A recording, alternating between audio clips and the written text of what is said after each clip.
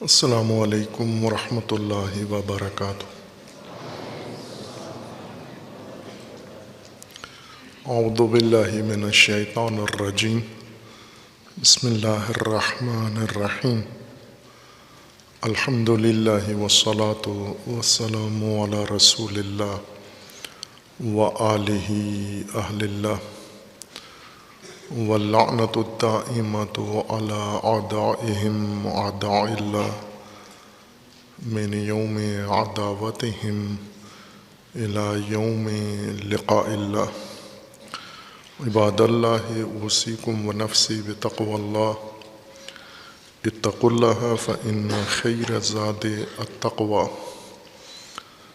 بندگان خدا، آپ سب کو اور اپنی نفس کو تقوی الہی کی وصیت کرتا ہوں، تقوی الہی کی نصیحت کرتا ہوں، تقوی الہی کی جانب دعوت دیتا ہوں اور تاکید کرتا ہوں کہ اپنی زندگی تقوی کے مطابق بسر کریں، تقوی کے زیر سایہ زندگی گزاریں، تقوی کی بنیاد پر نظام زندگی قائم کریں۔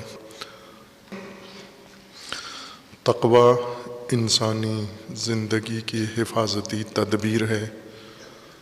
خالق حیات کی جانب سے اللہ تعالیٰ نے انسان کو نعمت زندگی عطا کی ہے، زندگی کا مقصد معین فرمایا ہے، با مقصد زندگی عطا کی ہے۔ مقصد زندگی تک پہنچنے کے لیے ہدایت کا منشور مقرر فرمایا ہے، دین نازل کیا ہے، اور اس با مقصد زندگی کو اور ہدایت یافتہ زندگی کو محفوظ بنانے کے لیے اللہ تعالیٰ نے حفاظتی تدبیر مقرر فرمائی ہے، جس کا عنوان قرآن کریم میں منشور ہدایت زندگی میں تقوی قرار دیا ہے۔ تقوی کے متعلق تاکید قرآن کریم میں باقی ہر موضوع سے زیادہ ہے، چونکہ انسان کی زندگی کی اساس اور بنیاد سے تعلق رکھتی ہے، حفاظت زندگی اور حفاظ زندگی ہے۔ قرآن کریم میں تقوی مختلف اسلوب کے ساتھ ذکر ہوا ہے۔ کہیں تقوی کے عوامل بیان کیے گئے ہیں، کہیں تقوی کے اثرات بیان کیے گئے ہیں، کہیں تقوی کی تاثیرات ذکر کی گئی ہیں۔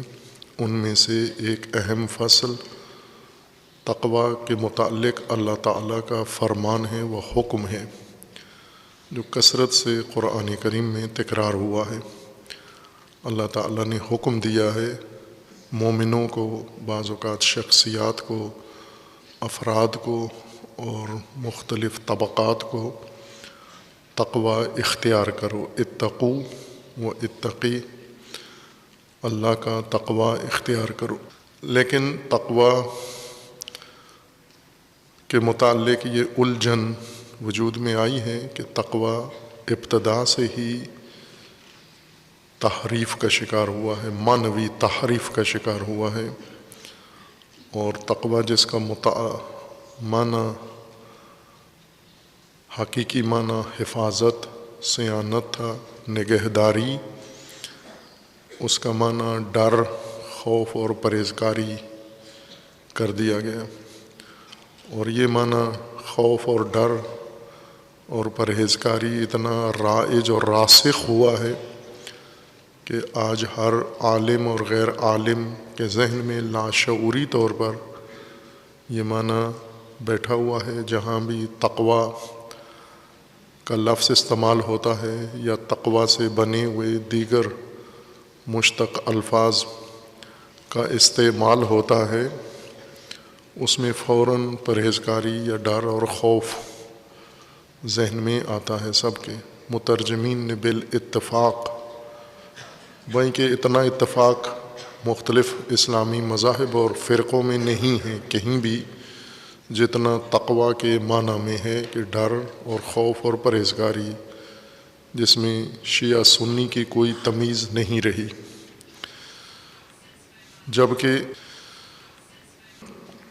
تقویٰ کا حقیقی معنی ائمہ لغت کے اجماع اور اتفاق کے مطابق اور تمام محقق علماء کے اتفاق کے مطابق اور عرب قوم کے اجماع اور اتفاق کے مطابق تقویٰ کا معنی حفاظت، صیانت ہے۔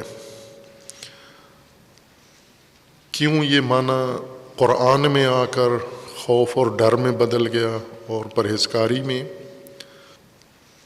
اس کی وجوہات ذکر کی ہیں۔ یوں نہیں تھا کہ یہ علماء یا مترجمین اور مفسرین تقویٰ کے بنیادی حقیقی لغوی معنی سے آشنا نہیں تھے، مکمل طور پر آشنا تھے، لیکن جب ترجمہ کرنے آتے تھے تو آگے آیات میں تقویٰ استعمال ایسے انداز سے ہوا ہے کہ وہ معنی ان سے آیت کے اندر بنتا نہیں تھا۔ اس وجہ سے وہ حفاظت کو وہاں نہیں چونکہ ترجمے میں موضوع بنا سکے، لہٰذا اس ترجمے سے دستبردار ہو کر اس کا لازمہ معنی کا یعنی حفاظت کا لازمہ ڈر اور خوف اور پرہیزگاری جاگزین کر دیا، تاکہ تقویٰ جن آیات میں استعمال ہوا ہے ان معانی کے ساتھ سازگار ہو جائے۔ اور سب سے بڑا مسئلہ جو تقویٰ کے ترجمہ میں الجھن کے طور پر سامنے آیا ہے وہ اس وقت ہے جب متعلق تقویٰ اللہ کی ذات کو قرار دیا گیا ہے قرآن میں، اتقوا اللہ یا اتق اللہ، کہ یہاں پر ہم حفاظت کو اللہ کے ساتھ کس طرح ہم آہنگ کریں کہ تقویٰ کا مطلب حفاظت بھی ہو اور اللہ کی ذات کے ساتھ بھی یہ معنی سازگار ہو جائے اور نامعقول یا نامقبول معنی نہ بنے۔ اتقوا اللہ کا معنی اگر حفاظت کریں تو اس کا مطلب یہ ہے کہ ہم ترجمہ کریں کہ اللہ کی حفاظت کرو، یہ نامعقول معنی ہے کہ اللہ کی حفاظت انسان کیسے کرے، اللہ کی حفاظت انسان کے سپرد کیوں کی گئی ہے، یا اللہ کی ذات کو کیا خطرات ہیں کہ اللہ کی حفاظت انسان کے سپرد کی گئی ہے۔ اور یہ بھی مانا کہ اللہ تمہاری حفاظت کرے یہ بھی نہیں بنتا، چونکہ اللہ مفعول ہے تقویٰ کے لیے، اتقو کے لیے، تو مفعول کا مطلب فاعل والا نہیں کیا جا سکتا کہ اس کا مطلب اتقوا اللہ کا مطلب یہ بھی نہیں ہے کہ اللہ تمہاری حفاظت کرے۔ اس لیے بیچ میں دیگر لوازمات ذہن میں فرض کر کے تقویٰ کا مطلب ڈر خوف ہے۔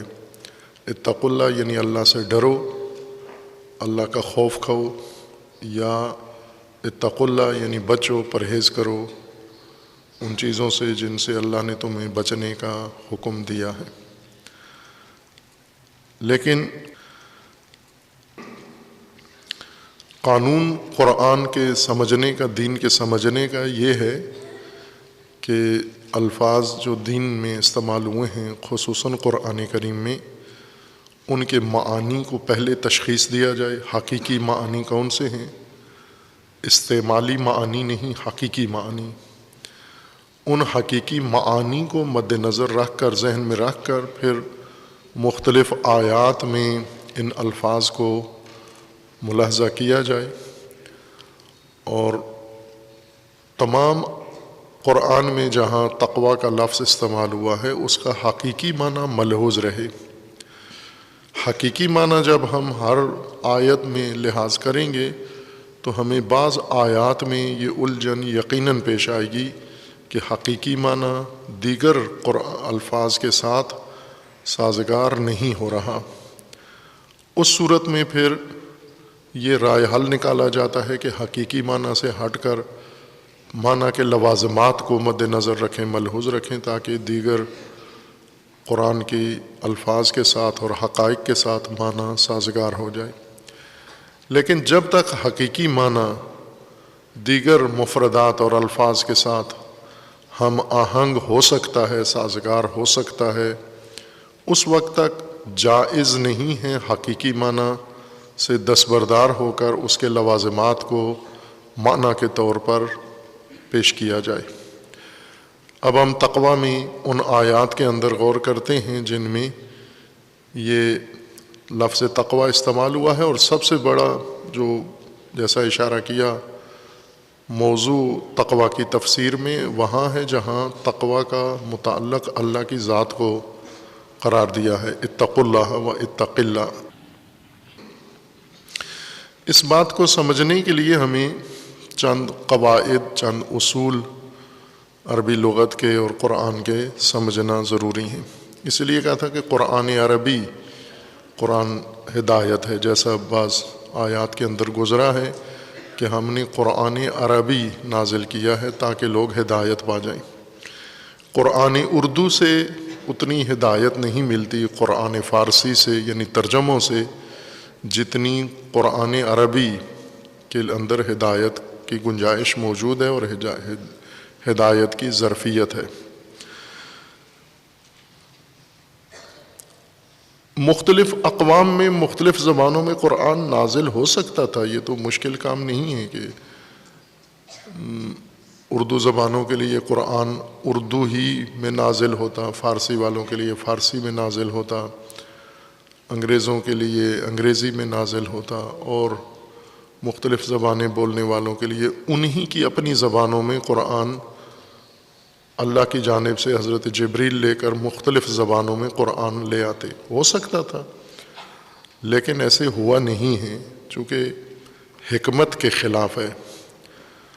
اس لیے ایک زبان میں قرآن عربی میں نازل ہوا ہے اور باقی تمام مومنین کو قرآن عربی سمجھنے کا حکم ہے کہ قرآن عربی آپ نے سمجھنا ہے، اور سمجھ لیتے ہیں۔ ابھی آپ مثلا پاکستان میں پاکستانی جو عرب ممالک میں نوکریاں کرتے ہیں، ڈرائیور ہیں یا مالی ہیں یا کوئی چھوٹا موٹا کاریگری مزدوری والا کام یا دفتری کام کرتے ہیں، اکثر عربی بولتے ہیں، جانتے ہیں، گفتگو کرتے ہیں۔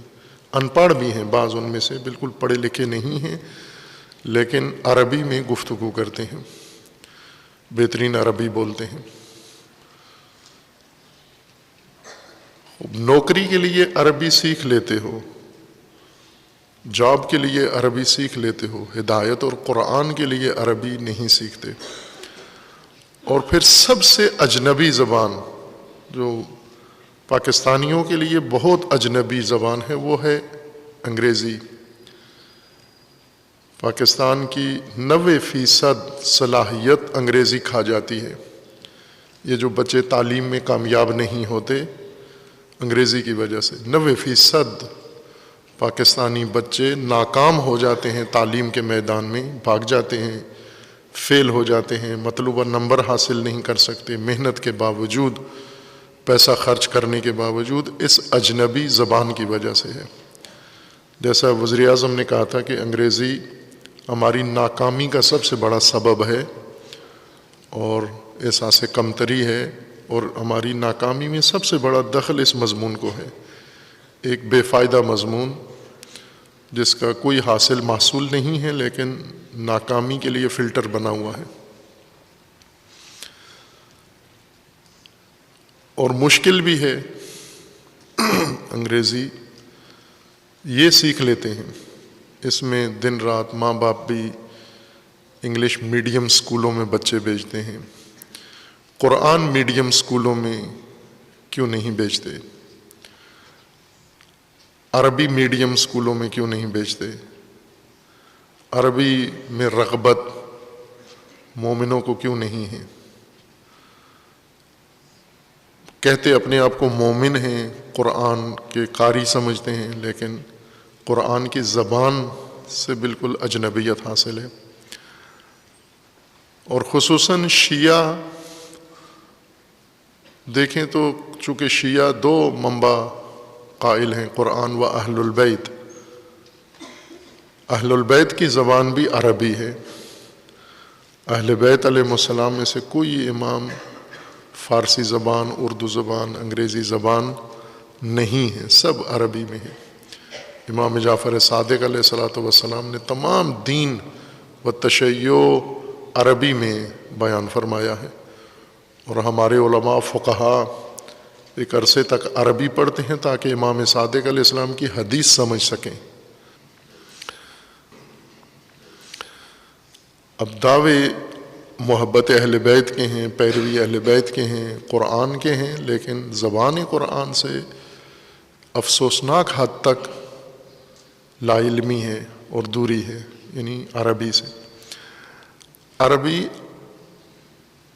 ایک یہ بھی غلط تاثر قائم ہوا ہے کہ عربی کو اسلامی زبان، دینی زبان قرار دیا گیا ہے. عربی ایک زبان ہے دیگر زبانوں کی طرح.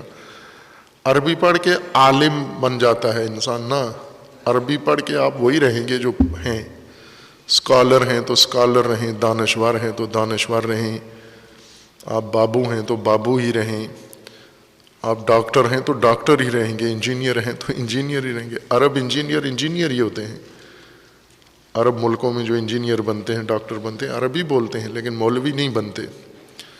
ایک ڈر اور دوری عربی سے یہ ہے کہ عربی پڑھیں گے تو مولوی کہلائیں گے. نہ، عربی پڑھ کے آپ اپنے پیشے سے ہی وابستہ رہیں گے.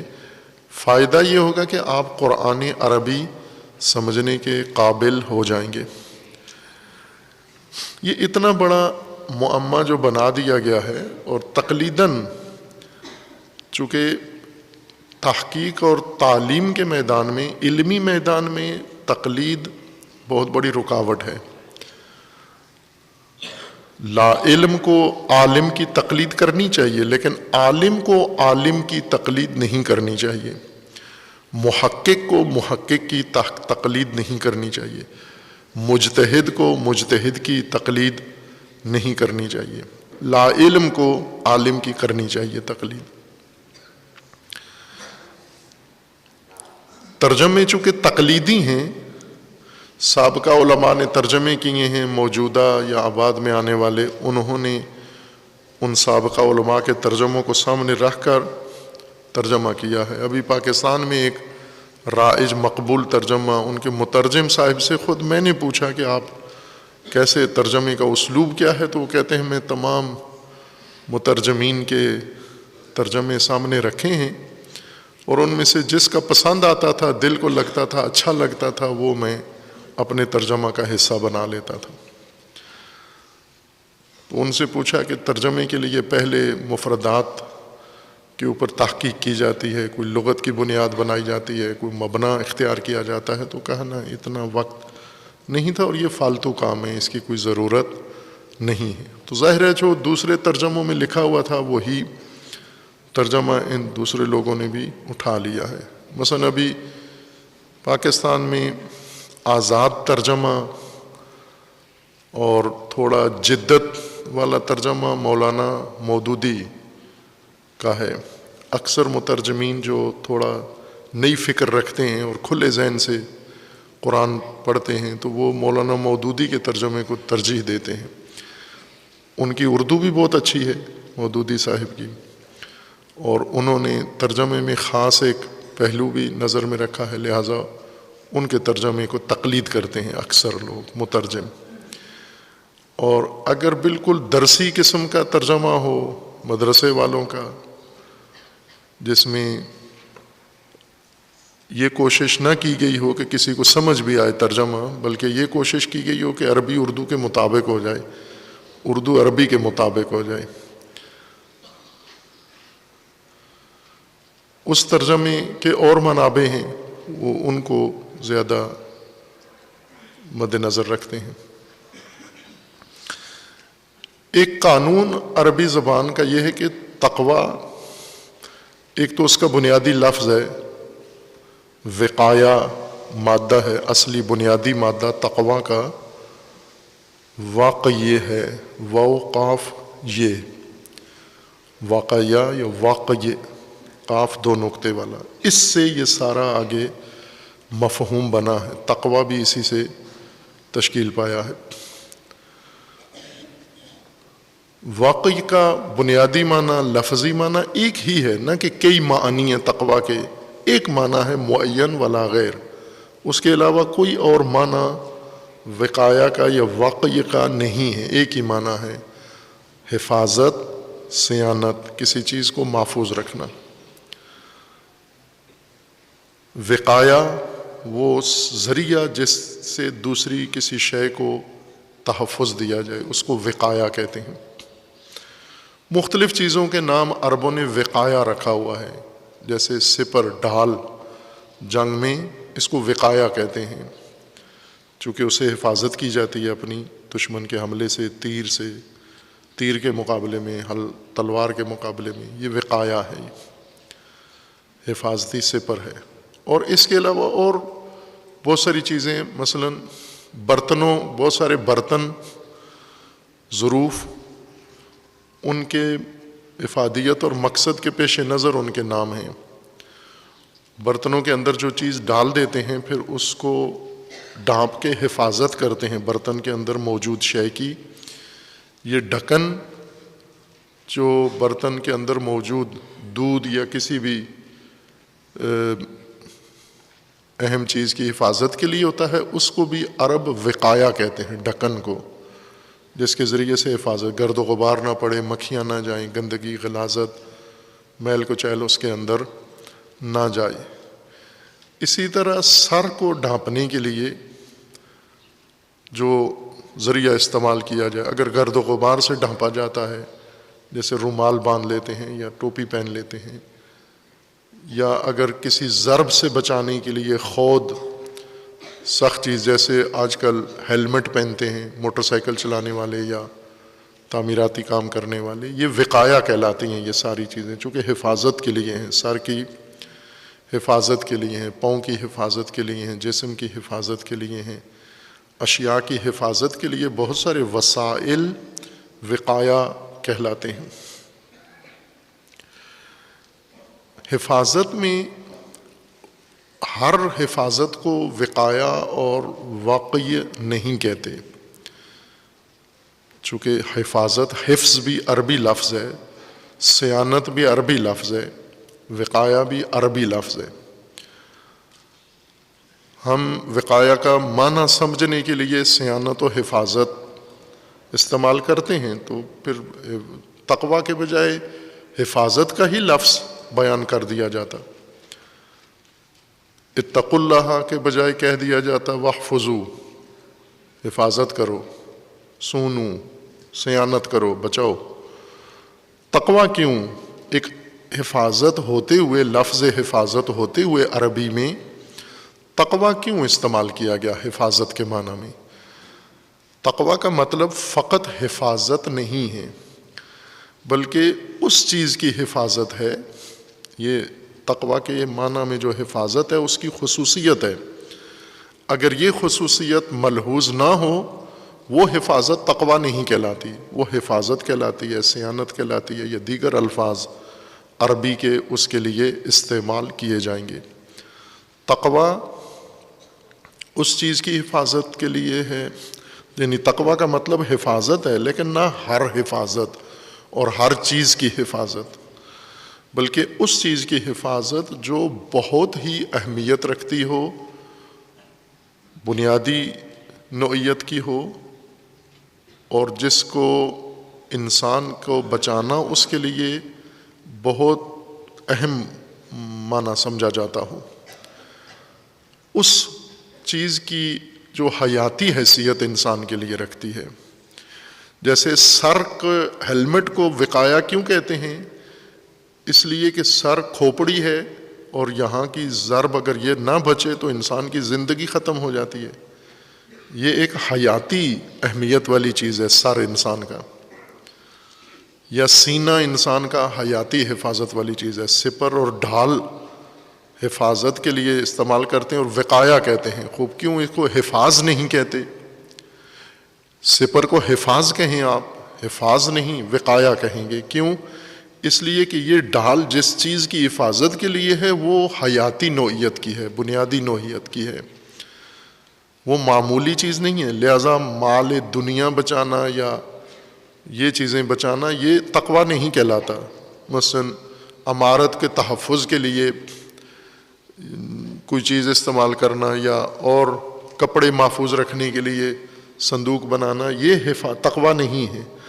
تقویٰ وہ حفاظت ہے جو حیاتی چیز کی ہے، جس کے جانے سے حیات کا ہی خاتمہ ہو جاتا ہے یا ضرر ایسا پہنچتا ہے جو قابل تلافی نہ ہو.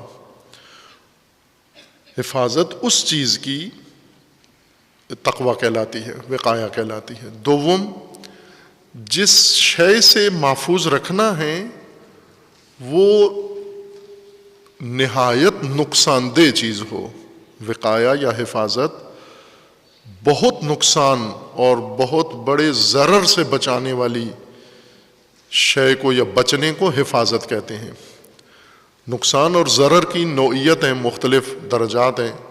معمولی نقصان ہیں، ظاہری نقصان ہیں، دنیاوی نقصان ہیں، سرسری نقصان ہیں.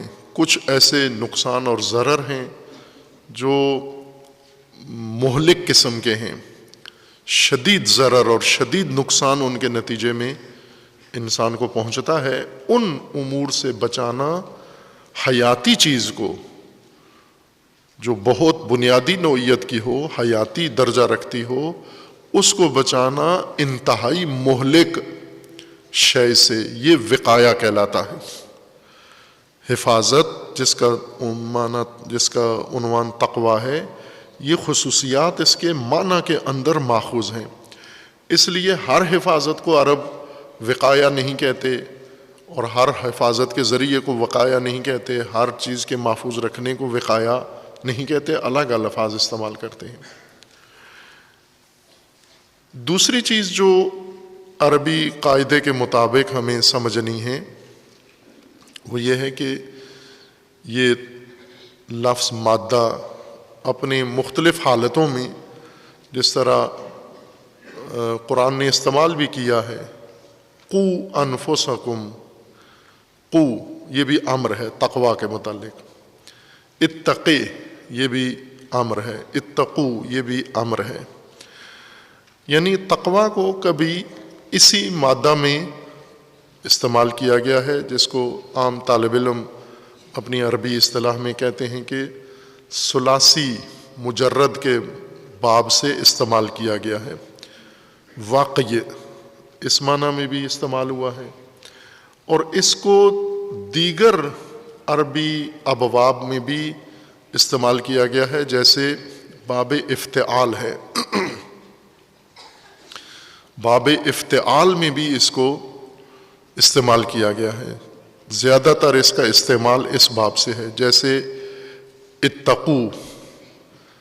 اتقو ثلاثی باب نہیں ہے، مزید فی کا باب ہے. اب یہ طالب علموں والی اصطلاح ہے، لیکن جو عرب ملکوں میں ملازمت کرتے ہیں انہیں بھی پتہ ہے. جو انگلش میڈیم پڑھتے ہیں انہیں انگریزوں کی باتیں سمجھ میں آ جاتی ہیں، امام صادق کی نہیں آتی سمجھ میں. لیکن جو جس میڈیم میں بھی پڑھتے ہیں لیکن عربی تھوڑی بہت خوب وہ ہے تو وہ امام صادق علیہ السلام کے اور قرآن کے الفاظ سمجھ جاتے ہیں کہ کیا کہہ رہے ہیں. انگریزی کے لیے انہیں ترجمہ نہیں کرانا پڑتا کسی سے، عربی کے لیے جانا پڑتا ہے کسی کے پاس کہ مدد کریں، ہمارے امام مولا نے ایک بات کی ہے، سمجھ نہیں آتی، آپ ہمیں ترجمہ کر کے دیں. لیکن بل گیٹس اگر کچھ کہہ دے تو ڈائریکٹ سمجھتے ہیں ہم اس کی اپنی بولی میں وہ کیا فرماتے ہیں. یہ کمزوری ہے، اس لیے یہ اصطلاحیں اجنبی سے ہیں کہ عربی زبان میں، ہر زبان میں یہ قاعدہ قانون ہے. عربی زبان کے قاعدے کے مطابق یہ ایک الگ باب بن جاتا ہے، یعنی وزن ہیئت فعل کی، جس کو افتعال کہتے ہیں. فرق نہیں پڑتا آپ کو، اگر نہیں بھی سمجھ میں آتی عام لوگوں کو یہ فرق کہ واقعی اور اتقاء، یہ اگر فرق لغوی یا علمی نہیں بھی سمجھ میں آتا تو بھی اصل بات سمجھ آ جائے گی. وہ یہ ہے کہ تقویٰ کا لفظ جس شکل میں استعمال ہو، 3 حرفی ہو، 4 حرفی ہو، 5 حرفی استعمال ہو، اتقو ہو یا قو انفسکم یا قے استعمال ہوتا ہو، سب میں ایک اس کے اندر اور خصوصیت ہے، وہ یہ ہے کہ تقوی جیسے حفاظت کو ادا کرنے کے لیے استعمال ہوتا ہے، اس کے لیے 2 متعلق چاہیے ہوتے ہیں۔ ایک جس چیز کی حفاظت کرنی ہے اس کا ذکر ہوتا ہے، اور ایک جس ذریعے سے، جس وسیلے سے حفاظت کرنی ہے اس کو بیچ میں بیان کیا جاتا ہے کہ اس کے ذریعے سے اس کی حفاظت کرو۔ جب بھی تقوی کا لفظ استعمال ہوتا ہے تو جہاں پر ہمیں وہ پہلی 2 خصوصیات مد نظر رکھنی ہے، ایک یہ ہے کہ جس چیز کی حفاظت کے لیے تقوی کا لفظ استعمال ہوا ہے یہ بہت غیر معمولی اہمیت والی چیز ہے، حیاتی نوعیت کی ہے انسان کے لیے، اور تقوی انسانی امور کی حفاظت کے لیے ہی آیا ہے، جنگلات کی حفاظت کے لیے تقوی نہیں ہے، وہ حفاظت ہے، صیانت ہے، اور الفاظ استعمال ہوئے ہیں۔ انسانی امور سے تعلق ہو اور حیاتی انسانی شے ہو، اس کی حفاظت کو تقوی کہیں گے۔ دوسرا، جس خطرے سے، جس ضرر سے بچانا ہے وہ بہت ہی مہلک خطرہ ہو، جس سے بچانے کو تقوی کہیں گے۔ 2 یہ خصوصیات جہاں بھی تقوی کا لفظ قرآن میں استعمال ہو تو فوراً پہنچ جائیں آپ کہ بہت اہمیت والی چیز کے ذکر ہو رہے ہے، اس کی حفاظت کی بات ہو رہی ہے، اور بہت بڑے خطرے سے بچانے کی بات ہو رہی ہے۔ جیسے پاکستان کی حفاظت کی جب بات آتی ہے نا، پاکستان کی سلامتی کو خطرہ ہے، جیسے وزیر اعظم صاحب نے فرمایا ہے کہ جو IMF کے ساتھ معاہدہ کیا گیا ہے اقتصادی مالی قرضے کا، اس سے پاکستان کی سلامتی خطرے میں ہے۔ خوب آپ توجہ کریں کہ پاکستان پہلے ٹوٹ گیا، بنگلہ دیش بن گیا تو کتنا بڑا خطرہ، نقصان ہوا، پورا ملک 2 لخت ہو گیا۔ اب دوسرا بڑا خطرہ یہ ہوا ہے کہ ایک مالیاتی ادارے کے ساتھ ہماری حکومت نے معاہدہ کر لیا ہے، اور معاہدہ کرنے والے وزیر اعظم کہہ رہے ہیں کہ سلامتی خطرے میں ہے۔ کس چیز کی؟ ملک کی سلامتی خطرے میں ہے۔ تو ملک تو بہت بنیادی چیز ہے، ملک خطرے میں پڑ جانا، اور وہ بھی کس خطرے میں؟ اس خطرے میں پڑ جانا کہ یہ ملک دوسروں کے اختیار میں چلا جائے گا۔ خطرہ بہت مہلک، اور جس چیز کو خطرہ ہے وہ بہت بنیادی نوعیت کی ہے۔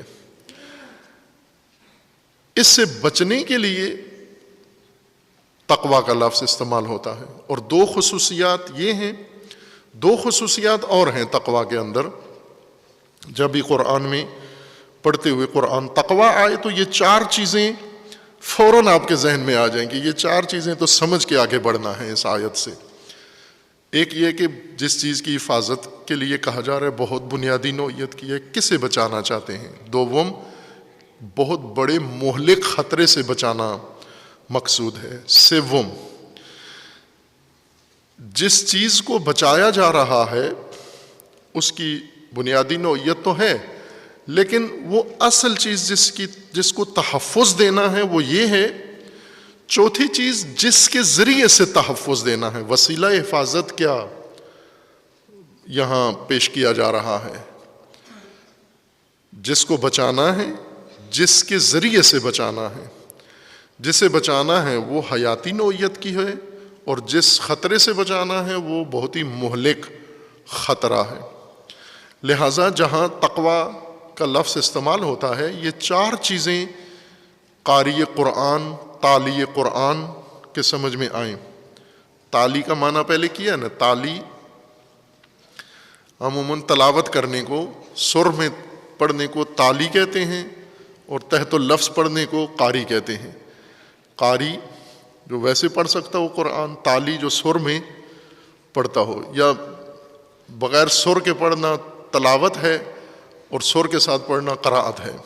یوں فرق کر لیں جیسا آپ کے ذہن میں ہے، لیکن نہ یہ قراءت کا معنی ہے اور نہ یہ تلاوت کا معنی ہے۔ تلاوت کا مطلب ہوتا ہے قرآن کے ساتھ جڑ جانا، جڑے رہنا۔ تلاوت قرآن یعنی تعلق، ربط قرآن کے ساتھ، اور تالی قرآن یعنی جڑا ہوا، بالکل فاصلے کے بغیر قرآن کے ساتھ چپکا ہوا آدمی، یہ تالی قرآن ہے۔ خوب، ہم تالی قرآن تو ابھی بننا باقی ہے. یتلو علیہم آیات، اس کا مطلب یہ نہیں تھا کہ دائرہ بنا کے رسول اللہ بیٹھ جاتے تھے یا رسول اللہ پڑھتے تھے دوسرے جھومتے تھے یا دوسرے پڑھتے تھے رسول اللہ جھومتے تھے. یہ تو رسول اللہ کا طریقہ نہیں تھا تلاوت کرنے کا. تلاوت کا مطلب یہ تھا کہ جگہ جگہ جاتے اور قرآن کے ساتھ جوڑتے جاتے لوگوں کو. یتلو علیہم آیات، لوگوں کو قرآن سے جوڑتے جاتے، قرآن کو لوگوں کی زندگی سے جوڑتے جاتے عملی طور پر قدم قدم پر. یہ تلاوت قرآن ہے. اب جہاں بھی ہمیں قرآن خوانی میں تقویٰ کا ملاحظہ ہو، مشاہدہ ہو، ہم یہ 4 خصوصیات وہاں پر حتماً سمجھیں پھر آگے بڑھیں. اگر سمجھ میں آگے تشخیص دے لیا تو یہ آیت سمجھ گئی آپ کو. اب اگلی آیت میں چلیں. دوسری آیت میں اگر تقویٰ کا لفظ آتا ہے پھر یہی تکرار کریں گے آپ. آج جو آیت پڑھنی تھی اور معنی کرنا تھا اس تمہید کے ذریعے وہ میں پڑھ دیتا ہوں، تشریح اگلے ہفتے کریں گے. جہاں پر اللہ تعالیٰ نے حکم دیا، فرمان دیا ہے تقویٰ کا. فرمان واجب ہے اس کو بجا لانا. یہ سب سمجھتے ہیں کہ اللہ کی طرف سے جو فرمان آتا ہے، حکم آتا ہے، دستور صادر ہوتا ہے، وہ واجب ہے بجا لانا. سورہ مبارکہ احزاب میں پہلی آیہ کریمہ عام رائج قرآن کی ترتیب کے مطابق اور دوسری آیہ کریمہ تشیع کے مبنا کے مطابق کہ بسم اللہ جزء قرآن ہے اور پہلی آیت بسم اللہ ہوتی ہے. پرنٹڈ قرآن کے مطابق پہلی آیت اور اہل بیت علیہ السلام کے مبنا کے مطابق دوسری آیت قرآن کی سورہ احزاب کی یہ ہے. بسم اللہ الرحمن الرحیم. یا ایہا النبی اتق اللہ. یا ایہا النبی، یہ آیا سورہ احزاب شروع ہو رہی ہے رسول اللہ صلی اللہ علیہ وآلہ وسلم کو خطاب کر کے. اے نبی، یا ایہا النبی اتق اللہ،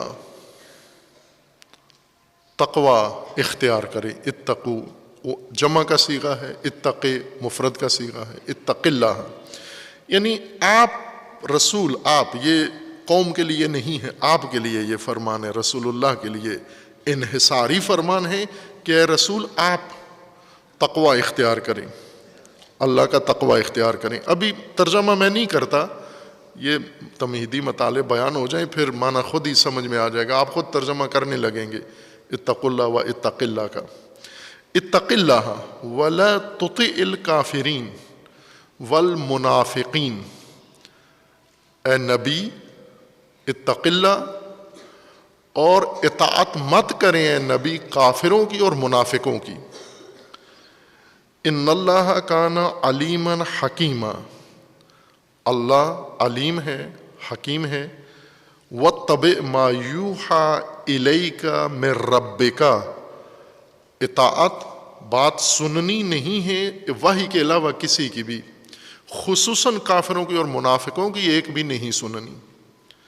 یہ بات پہلے بھی بتائی ہے کہ اس قسم کا لہجہ رسول اللہ کے لیے کیوں تھا، چونکہ کفار و منافقین اپنی بات رسول اللہ پر ٹھونسنے کے لیے کرتے تھے، ماحول بناتے تھے. حالات ایسے ہوتے تھے کہ بعض اوقات لگتا تھا کہ یہ اپنی بات قبول کروانے میں کامیاب ہو رہے ہیں. وہیں پر آیت نازل ہوتی تھی کہ کفار اور منافقین کی باتیں نہیں سننا، یعنی وہ تجاویز لے کر آتے تھے، مشورے لے کر آتے تھے اور بہت کچھ کرتے تھے، اور وہیں پر آیت نازل ہوتی تھی کہ نہ ان کی تجویز سننی ہے. وہ کمپرومائز کے لیے آتے تھے، آپ یہ کام چھوڑ دیں، یہ شدت کم کر دیں، یہاں سے پیچھے ہٹ جائیں، یہ بات کھول کے نہ کریں. اس طرح کے مسائل لے کر آتے تھے، وہیں پر آیت نازل ہوتی تھی اور صحابہ مشورہ دیتے تھے کہ یہ اچھی بات کرتے ہیں، خوب کیا حرج ہے ٹینشن پیدا کرنے میں، مشکلات کھڑی کرنے میں. یہ بھی ہمارے اپنے ہی عرب بھائی ہیں، کفار اور منافقین، ان کو سب کو ساتھ لے کے چلنا ہے، ہم نے ان کو دور نہیں کرنا اپنے آپ سے. یہ بھی مشورہ صحابہ بھی ماحول بناتے تھے. بعض مزاج مختلف تھے بعضوں کے، بعض تو بہت ہی متشدد ہوتے تھے. رسول اللہ اگر کوئی فیصلہ کرتے تو وہ بھی ناگوار گزرتا ان پر کہ ذرا برابر. جہاں رسول اللہ رحم کھاتے، یہ شخصیات کہتی ہیں یہاں رحم نہ کھائیے، ان کو ختم کر دیں. لیکن جہاں پر دوسرے مزاج ایسے تھے وہ کہتے تھے نہ یہاں پر کمپرومائز کر لینا چاہیے. تو یہ اس فضا میں یہ آیات نازل ہوتی ہیں کہ جب دشمن، منافق، کافر کوئی تجاویز لے کر آتے اور رسول اللہ کے ساتھیوں پر اثر انداز ہو جاتے، انہیں پسند آتی ان کی باتیں، اور یہ بھی دباؤ ڈالتے کہ یہ بات مان لینی چاہیے، کیا حرج ہے، تھوڑے عرصے کے لیے ہم ٹیکٹک کے طور پر. وہاں یہ آیات نازل ہوتی تھیں وَاتَّبِعْ مَا يُوحَى إِلَيْكَ مِن رَبِّكَ إِنَّ اللَّهَ كَانَ بِمَا تَعْمَلُونَ خَبِيرًا وَتَوَكَّلْ عَلَى اللَّهِ وَكَفَى بِاللَّهِ وَقِيلًا. خوب کفار اور منافقین کو بالکل نہیں ماننی ان کی بات. اتق اللہ ولا تطع الکافرین والمنافقین. خوب جیسا پہلے اشارہ کیا تھا کہ تقوی کو جس آیت میں استعمال ہوا ہے اور جن چند آیات کے اندر ان سب سے تقوی کا ربط ہے. تقوی کا اطاعت کفار و منافقین کی نہی سے تعلق ہے، علیماً حکیمہ سے تقوی کا تعلق ہے، وَاتَّبِعْ مَا يُوحَى إِلَيْكَ مِن رَبِّكَ اس سے تقوی کا تعلق ہے، إِنَّ اللَّهَ كَانَ بِمَا تَعْمَلُونَ خَبِيرًا تقوی کا اس سے تعلق ہے، وَتَوَكَّلْ عَلَى اللَّهِ وَكَفَى بِاللَّهِ وَكِيلًا تقوی کا اس سے بھی تعلق ہے. مفسر مترجم کو یہی تعلق کھول کے بیان کرنا ہے کہ تقوی استعمال ہوا ہے اس سیاق کے اندر، ان آیات کے اندر، تو جن مطالب کے ساتھ تقوی کو جوڑ کر پیش کیا گیا ہے ان کے ساتھ کیا تعلق ہے تقوی کا، تاکہ وہ عمل، وہ فرمان اللہ کا اتق اللہ بجا لائیں. رسول اللہ بجا لائے، تقوی اختیار کیا. خطرہ کیا تھا؟ کفار منافقین کا. یہی تو حفاظت کی ضرورت ہے. اسی جگہ فرمان حفاظت صادر ہوئے کہ یہاں حفاظت اختیار کرو. وہ حفاظت کی تدبیر جو اللہ نے مقرر کی ہے وہیں اب وقت آ گیا ہے اس تدبیر سے کام لینے کا. اتق اللہ یا ایھا النبی، اے رہبر، پیشوا، امام، نبی، امت کے رہنما، آپ کے فیصلے میں تقوی ہونا چاہیے، آپ کے اقدام میں تقوی ہونا چاہیے، آپ کے جرت میں تقوی ہونا چاہیے.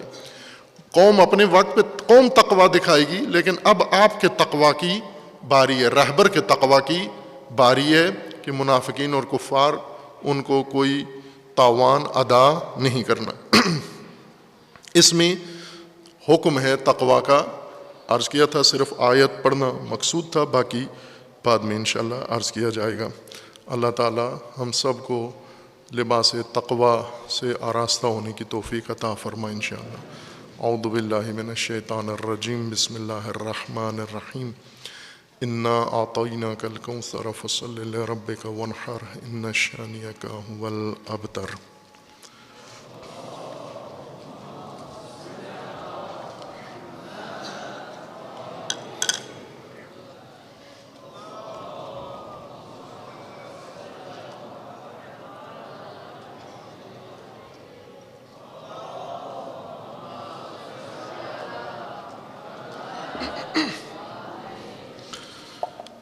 اعوذ باللہ من الشیطان الرجیم.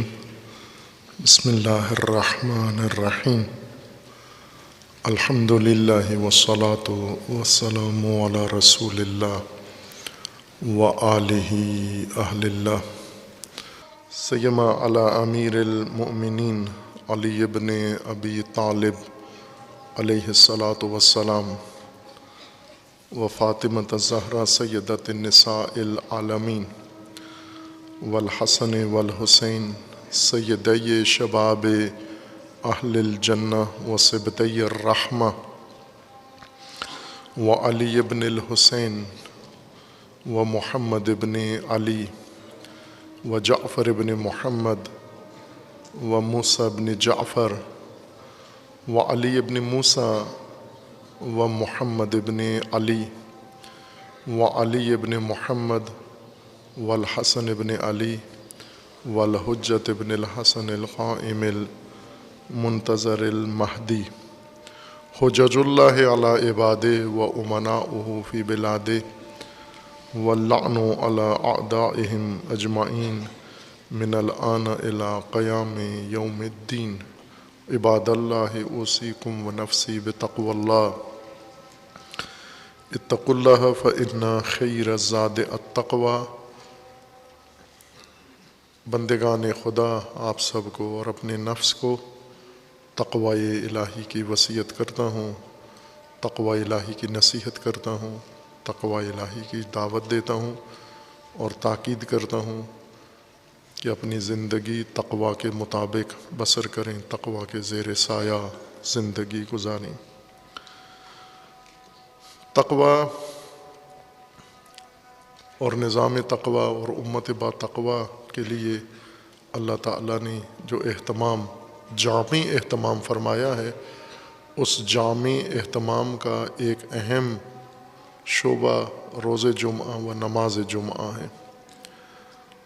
اور ظاہر ہے کہ جب اہتمام میں سستی دکھائی جائے تو نظام خود ہی سست ہو جاتا ہے اور اس کے اثرات نہیں ہوتے۔ آج اگر ہمیں بے تقوی لوگ نظر آتے ہیں، بے تقوی حکمران نظر آتے ہیں، بے تقوی سیاستدان نظر آتے ہیں، بے تقوی علماء نظر آتے ہیں، تو یہ اس وجہ سے ہے کہ تقوی کے متعلق جو اہتمام تھا اس کو ترک کر دیا ہے۔ نماز جمعہ سے اور روز جمعہ کے متعلق جو بے رغبتی پیدا ہوئی ہے، اس کے نتیجے میں فسق و فجور عام ہوا ہے، تقوی ختم ہوا ہے۔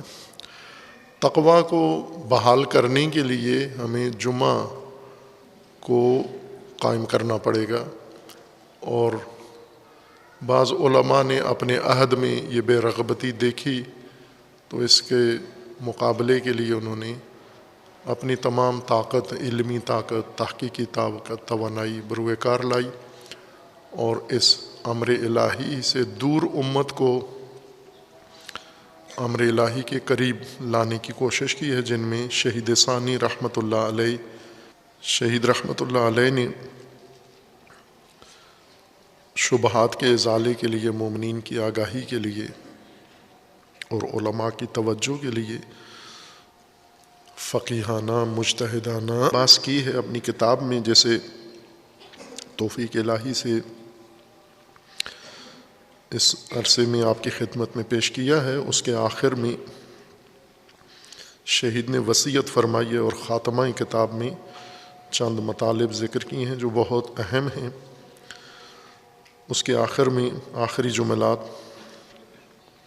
یہ بتانے کے بعد کہ اتنی اہمیت، اتنی تاکید، اللہ کا فرمان، رسول اللہ کا فرمان، سنت رسول اللہ، تاکید اہل البیت اور علماء اور امت کا اجماع، یہ سب ایک طرف، اور دو آدمیوں کا شبہ، شاذ آدمیوں کا شبہ ایک طرف، تو اہل کسالت و بطالت نے اس شاذ قول کو بنیاد قرار دے کر جمعہ کے متعلق جو مبنی اختیار کیا ہے اس سے امت دور ہوئی ہے، اور وہ ساری تاکید ایک طرف پس پش ڈال دی ہے۔ یہ ذکر کرنے کے بعد فرماتے ہیں نسأل اللہ تعالی بفضلہ ورحمتہ ان ینبہنا من مراقد الغفلۃ علی الاعمال الموجبۃ لمرضاتہ۔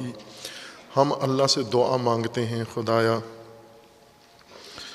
وہ اعمال جو تیری رضا کا ذریعہ ہیں ان سے غفلت کے مقامات پر ہماری حفاظت فرما، تیری رضا کے لیے جو اعمال احکام تو نے مقرر کیے ہیں ان اعمال سے ہمیں غافل کر دینے والے امور سے ہمیں آگاہ فرما، تاکہ ہم ان سے بچ سکیں اور غفلت کا شکار نہ ہوں، اور تیری رضا کے لیے جو اعمال ہیں ان سے دوری اختیار نہ کریں۔ وَيَجْعَلَ مَا بَقِيَ مِنْ أَيَّامِ الْمُهْلَةِ مَقْصُورًا عَلَى أَفْضَلِ طَاعَتِهِ۔ شہید فرماتے ہیں خدایا جو مہلت اب بچ گئی ہے، جو تو ضائع کر چکے ہیں، اس کی مغفرت عطا فرما، اس غفلت سے ہمیں نکال، اور باقی ماندہ زندگی میں ہمیں یہ توفیق عنایت فرما کہ جو ایام بچ گئے ہیں زندگی کے وہ فقط تیری اطاعت میں اور وہ بھی افضل الطاعات میں بسر ہوں، یعنی تیرے وہ فرائض جو سب سے افضل اطاعت شمار ہوتے ہیں ان فرائض کی ادائیگی میں ہمیں توفیق عطا فرما۔ وقد بینت من حق هذه الصلاة ما قد عرفت۔ شہید فرماتے ہیں یہ نماز جمعہ کے متعلق جو میں سمجھا مجھے اللہ نے معرفت اور علم دیا ہے وہ میں نے آپ کے سامنے پیش کر دیا ہے۔ وَدَّيْتُ فِيهَا مِنْ حَقِّ أَمَانَةِ الْعِلْمِ مَا أُمِرْتُ،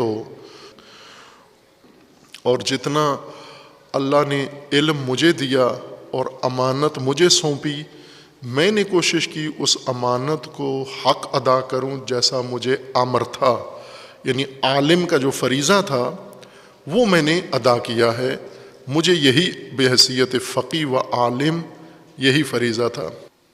وَدَّيْتُ فِيهَا مِنْ حَقِّ أَمَانَةِ الْعِلْمِ، میں نے وہ علمی امانت ادا کی ہے جس کا مجھے حکم تھا، ما امرت وما علی الا الاصلاح ما استطعت، اور میں نے یہ جو کتاب لکھی اور جو کچھ جمعہ کے بارے میں کہا ہے مقصد اس سے فقط اصلاح تھا۔ آیت قرآن ہے سورہ مبارکہ ہود کی آیہ کریمہ آیہ 88 ہے جو شہید نے آخر میں قرآنی گواہ کے طور پر اپنے عمل پر شاہد پیش کیا ہے کہ میں نے کیا کیا ہے وہی جو قرآن حکم دے رہا ہے۔ حضرت ہود علیہ الصلاۃ والسلام کے متعلق کہ میں اصلاح کے لیے آیا تھا، وما علیہ الا الاصلاح ما استطعت، جتنی میری طاقت تھی میں نے اصلاح کی ہے۔ وما توفیقی الا باللہ علیہ، میری توفیق وہی ہے جو اللہ نے دی ہے۔ وتوکلت الیہ و الیہ انیب وحسبنا اللہ ونعم الوکیل، اور اس کوشش کاوش میں میرا بھروسہ فقط اللہ پر ہے اور اللہ کافی ہے میرے لیے۔ یہ بہت بڑی بات ہے کسی شخص کو، خصوصاً علماء کو، اگر یہ آیت کا معنی سمجھ میں آ جائے۔ قرآن جتنا تقریروں میں پیش کرتے ہیں، جتنا تحریروں میں پیش کرتے ہیں، وہ سارے قرآن میں سے اگر یہ ایک آیت بھی سمجھ جائے تو دنیا عاقبت ان کی آباد ہو جاتی ہے۔ وہ کیا ہے کہ حسبنا اللہ و نعم الوکیل، میرا بھروسہ اللہ پر ہے اور سہارے اور بھروسے کے لیے اللہ کافی ہے مجھے۔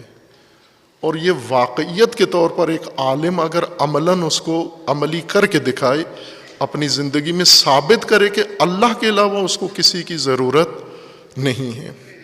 عوام پر بھروسہ، لوگوں پر بھروسہ، جماعتوں پر بھروسہ، ٹرسٹیوں پر بھروسہ، انجمن پر بھروسہ، بانیوں پر بھروسہ، مجمع پر بھروسہ، فیسوں پر بھروسہ، یہ ختم ہو جاتا ہے اگر اللہ پہ بھروسہ کر لے۔ وحسبنا اللہ ونعم الوکیل، میرا بھروسہ اللہ پر ہے اور وہ بہترین سہارا ہے، اس کے بعد کسی کی ضرورت نہیں ہے۔ یعنی شہید فرماتے ہیں کہ میں نے کیوں کھل کے اتنا حق بیان کیا، اس لیے کہ اللہ پر بھروسہ ہے میرا۔ اگر میری تقلید لوگ چھوڑ بھی دیں اور میری کتابیں ترک بھی کر دیں تو بھی مجھے کوئی پرواہ نہیں ہے، چونکہ اللہ پر میرا بھروسہ ہے۔ وَلْيَكُنْ هَذَا آخر ما نُمْلِيهِ فِي هَذِهِ الرِّسَالَةِ حَامِدِينَ لِلَّهِ تعالی، یہ آخری مطلب ہے جو میں اپنی کتاب میں لکھ رہا ہوں۔ مصلین علی صاحب الرسالۃ محمد النبی المصطفیٰ و آلہ الاطہار، اللہ کی حمد کرتے ہوئے اور صاحب رسالت حضرت محمد مصطفیٰ صلی اللہ علیہ وآلہ وسلم اور آپ کی آل اطہار پر درود و سلام پڑھتے ہوئے۔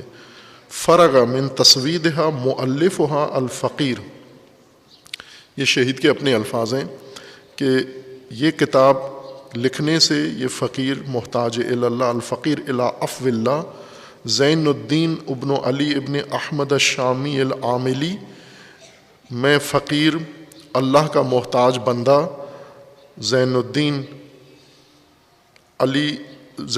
ابن علی ابن احمد الشامی العاملی، اپنی لقب بیان کر رہے ہیں۔ غرۃ الشہر ربیع الاول، ماہ ربیع الاول میں میں اس کے کتاب کے تکمیل سے فارغ ہوا۔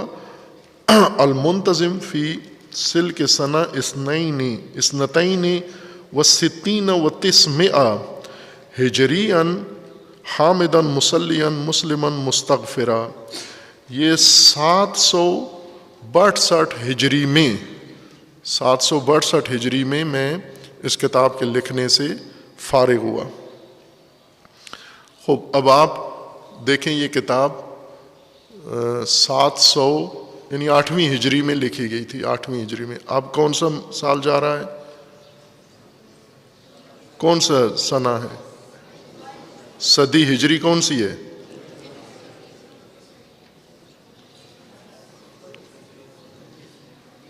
یا ایھا المسلمون،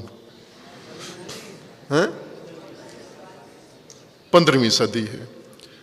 یہ 8ویں صدی میں لکھی گئی تھی اور آپ 15ویں صدی میں اس کو پڑھ رہے ہیں، یعنی 8ویں صدی میں لوگ جمعے سے بے رغبت تھے، اور شہید نے 8ویں صدی میں امت کو جگایا۔ 15ویں صدی تک لوگ متوجہ نہیں ہوئے، 700 سال اور گزر گئے لیکن توجہ نہیں آئی۔ اب کتنے اور وقت گزرے گا اس فریضہ کی طرف توجہ کرتے ہوئے خدا جانتا ہے، لیکن شہید جیسے علماء اگر نہ ہوں پھر 7,000 سال بھی اور 15,000 سال بھی لگیں گے، اور لوگ بلکہ دن بدن زیادہ باقی فرائض سے بھی بے رغبت ہوتے چلے جائیں گے اگر شہید جیسے علماء امت کے اندر نہ ہوں۔ اب یہ شہید گمنام فقی بھی نہیں ہیں، ان کی کتابیں نصاب ہیں اسلام کا، تشیع کا، اس کے باوجود یہ بے رغبتی۔ اللہ تعالی ہم سب پر رحم فرمائے اور معاف فرمائے ہماری تقصیرات کو، غلطیوں کو، کوتاہیوں کو، غفلتوں کو خداوند تبارک و تعالی، اور یہ شعائر الہی اور یہ فرائض الہی قائم کرنے کی ہم سب کو توفیق عنایت فرمائے انشاءاللہ۔ خداوند تبارک و تعالی تمام مریضوں کو شفا عطا فرمائے، جو مرحومین اس دنیا سے رحلت کر گئے انہیں جوار رحمت میں مقام عطا فرمائے۔ خداوند تبارک و تعالی پاکستان کی حفاظت فرمائے، امت اسلامیہ کو ظلم و ستم سے نجات عطا فرمائے۔ خداوند تعالی اس امت کے اندر اتحاد و وحدت اور شعور و بیداری عطا فرمائے انشاءاللہ۔ اعوذ باللہ من الشیطان الرجیم، بسم اللہ الرحمن الرحیم۔ قل هو اللہ احد اللہ الصمد لم یلد ولم یولد ولم یکن لہ کفوا احد۔